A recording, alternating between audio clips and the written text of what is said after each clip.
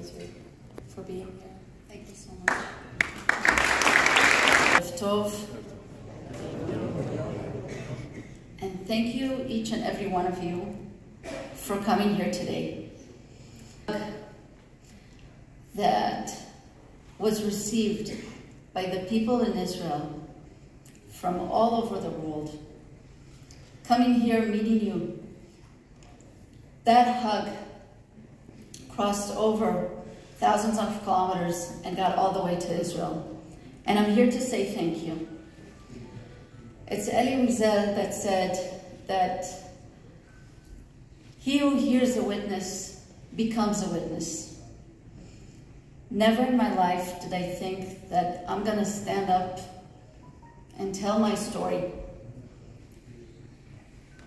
But my name is Shani Teshuva. I come from Kibbutz Zikim, and I'm here to tell my story. I come from Kibbutz Zikim, that if you imagine the Israeli map, and you go down the Mediterranean Sea, and you pass Tel Aviv, and then you pass Ashdod and Ashkelon, and then you get to Gaza. Just before Gaza, 1 kilometer north, is a little kibbutz. On that spot, there's an army base, there's the beach, and there's the kibbutz. Up to October 7th, Kibbutz Zikim and the Gaza envelope was the best place to live. Yes, we had rockets once in a while, but we know how to handle them. On the other side, we felt such a great sense of personal security. Our kids could run around. We didn't always lock our doors. One time my family left for a vacation and we forgot the keys to the car in one of the cars. We came back after a week. All was fine. This was our life. Skateboard, stood at the door, waved and said, "Mom, I'm gonna meet all the 12-year-old kids of the kibbutz, all my friends. Don't worry, if there'll be rockets, we'll run to shelter and then we'll grab our skateboards." And she left the house. And that was life. We went to sleep knowing that all the 12-year-old kids of the kibbutz are running around. They were actually out until 3 o'clock in the morning, and everything was fine. On October 7th, early in the morning, I got up and I got ready to go on my usual Saturday morning bike ride. I always ride by myself. As I said, felt very safe. I had a specific route. I left the kibbutz and the Kormia Nature Reserve. It's about 25 kilometers, and that was my usual Saturday morning bicycle ride. That morning I got up, I looked at my clock, and I looked outside and I said to myself that it's not as hot as it was last week. It's supposed to. At 6:15, I would not have been here today, because whoever was on that path was murdered.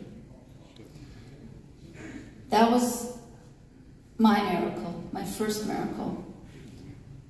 Fortunate for us, my kibbutz had many miracles. But at 6:29, we did not know that yet.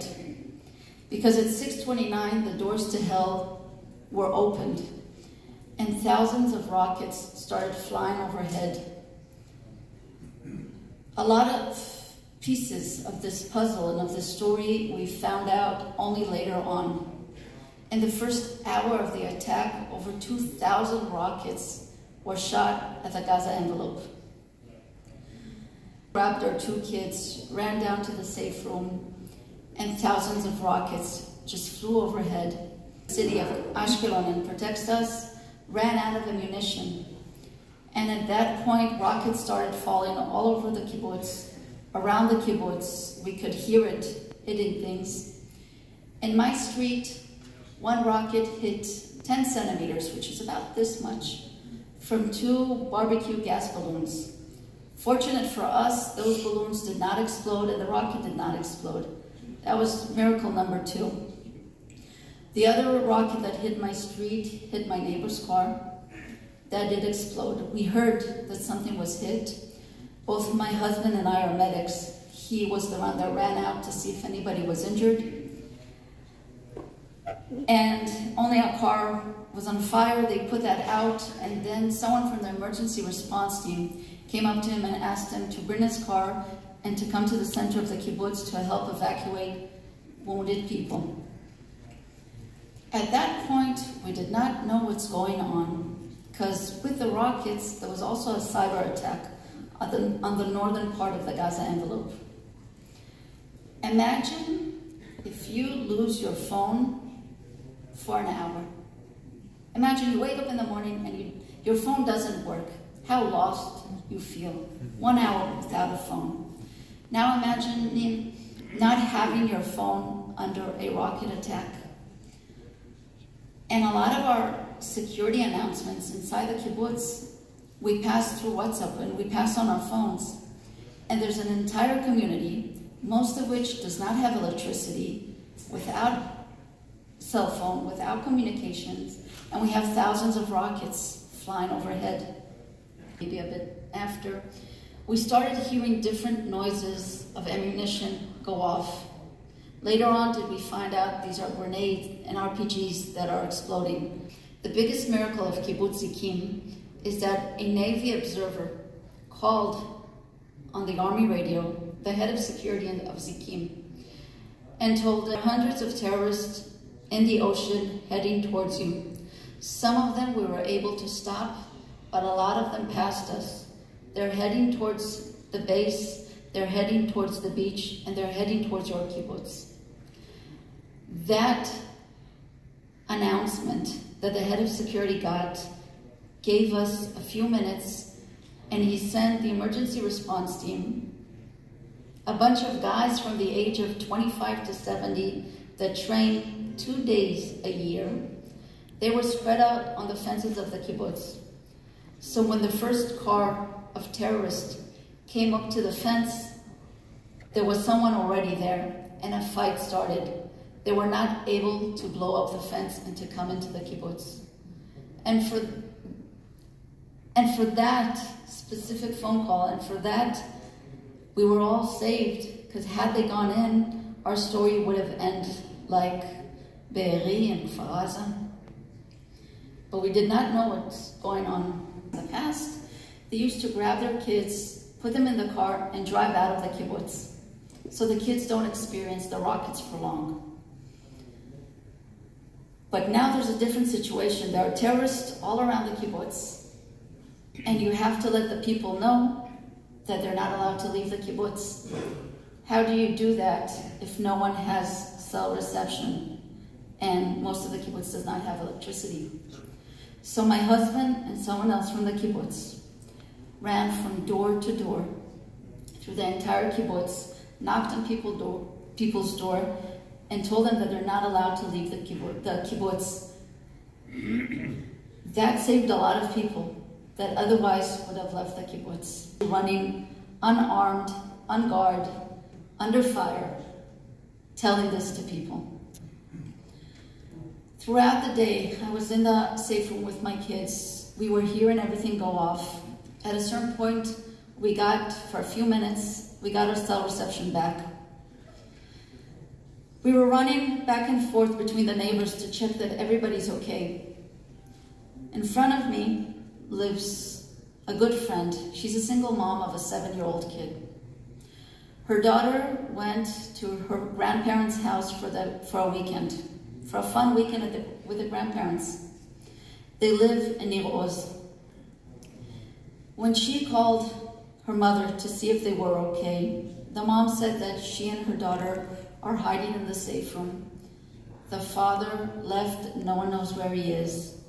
And when they called her sister, someone answered in Arabic, and they found out that she was abducted to Gaza. Later on, they found out that the father was actually murdered and his body was kidnapped. Throughout that entire day, we started hearing different rumors and different numbers. And we could not believe that it's true, that this is actually happening. We realized something very big is happening. We did not know all the details, and the rockets did not stop. At 9:30 at night, 2 Shin Bet cars came to our street. One of my neighbors, someone from the street, her father worked in Shin Bet for many years. She called his friends saying, I'm with little kids in the house, I need help getting out of this kibbutz. They came and they told us, the road we think is safe and you can go out of the kibbutz. We said goodbye to my husband. He stayed with the emergency response team. We ran to the car and I drove out of the kibbutz. Guys told me, drive straight, drive fast, do not stop. As we were pulling out of the kibbutz, my 12-year-old daughter took her cell phone and took a video of the sky, and rockets just kept flying and exploding overhead.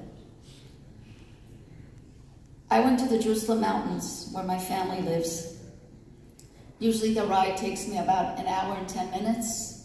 Within 40 minutes, I was there. I drove so fast. Only when I got there, I went through red lights. I did everything to get out of the area.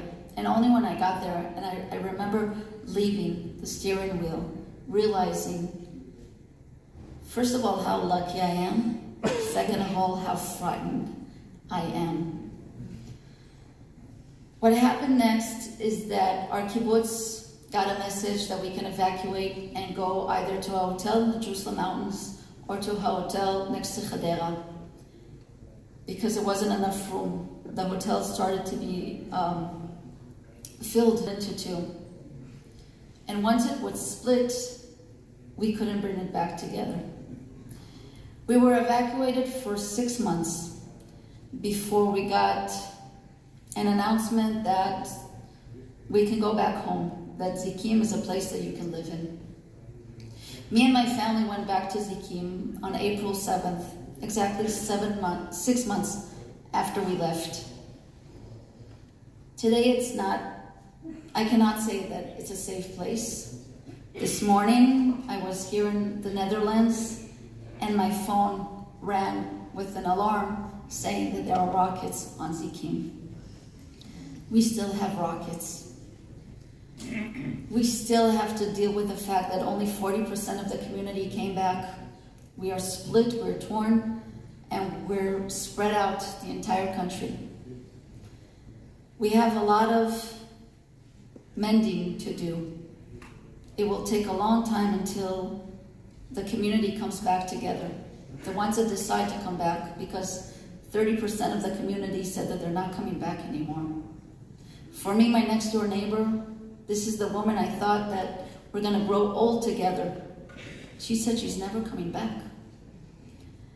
And what we have to deal with now is that we want to rebuild our lives, but what kind of life are we building now?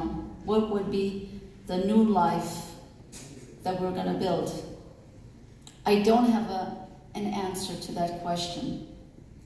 I do know this. We were very lucky and we had many, many miracles. We're very fortunate because that part of the Gaza border did not have so many miracles. 19 people were murdered in Zikim Beach. 8 soldiers were murdered in that small army base next to us. 6 were murdered in the army base next to it. And Netiva Asara, the moshav closest to us, which is where my best friend lives, where my heart is, 20 people lost their lives there. I do have hope in my heart because every morning I wake up, the sun still comes up. I look around me in this room and I see so many people. Each and every one of you is a voice. Each and every one of you is a light in this great darkness that we're facing. And I want to thank each and every one of you for being that light. And if you ask yourself tomorrow, what else can I do for Israel? What else can I do for these people? Well, first of all, It's what can I do for us, because we're in this together. We're all part of the same material. We're all one people. And everybody knows someone. If it's a colleague at work, if it's your next door neighbor, and they might have different opinions. But if you sit and have coffee with them and you hear their different opinion and you say, that's not true, what you can do is get educated on what they don't know and pass it forward. Be active. Speak up. That's my request. And I would like to say thank you to all of you for being there with us. We cannot do this alone. We need friends. And what I learned is that we have very close friends here. And I would like you all to say a prayer with me for the release of the hostages. שיגיעו הביתה בהקדם ובשלום ובבריאות. אמן.